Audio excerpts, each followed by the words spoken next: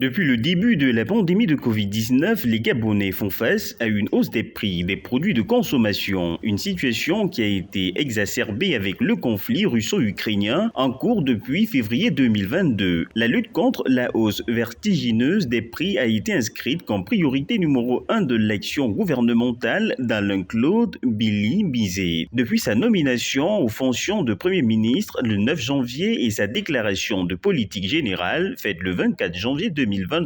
Dans le rapport sur ses 100 premiers jours remis au président Ali Bongo le 3 mai, le chef du gouvernement souligne en matière de cherté de la vie que cette dernière a accru le taux de pauvreté et soumis près de la moitié de la population à une précarité multidimensionnelle. La lutte contre la vie chère figure parmi les priorités du Premier ministre pour les 100 prochains jours, à côté d'autres défis importants comme la réussite de l'organisation des élections présidentielles, législatives et locales prévues au second semestre 2023. Je suis venu présenter le rapport d'activité des 100 jours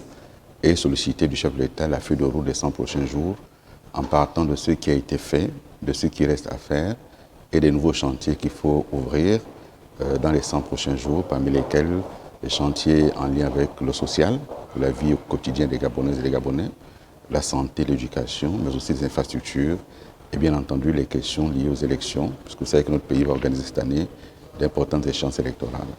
Dans le domaine infrastructurel et en particulier dans le domaine des transports, le chef du gouvernement va poursuivre le suivi de la réalisation du projet Trans-Gabonaise qui vise à faire de Libreville et Franceville des axes logistiques performants en reliant les deux villes par voie express sur environ 828 km à travers la réhabilitation de 4 routes nationales. L'accélération des travaux de la première phase de la Trans-Gabonaise entre le PK 24 et le PK 105.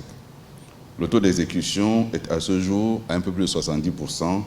À côté des chantiers infrastructurels qui se poursuivent, le chef du gouvernement mentionne les réussites pour ses 100 premiers jours à la tête du gouvernement gabonais. Alain Claude Billy Bizet met en exergue des réalisations enregistrées dans le domaine politique avec notamment la mise en place du Centre gabonais des élections, la conduite en février 2023 de la concertation politique qui a permis d'harmoniser tous les mandats électifs ainsi que la révision de la Constitution. Cette révision constitutionnelle instaure entre autres une élection présidentielle à un tour et réduit le mandat du président de la République de 7 à 5 ans.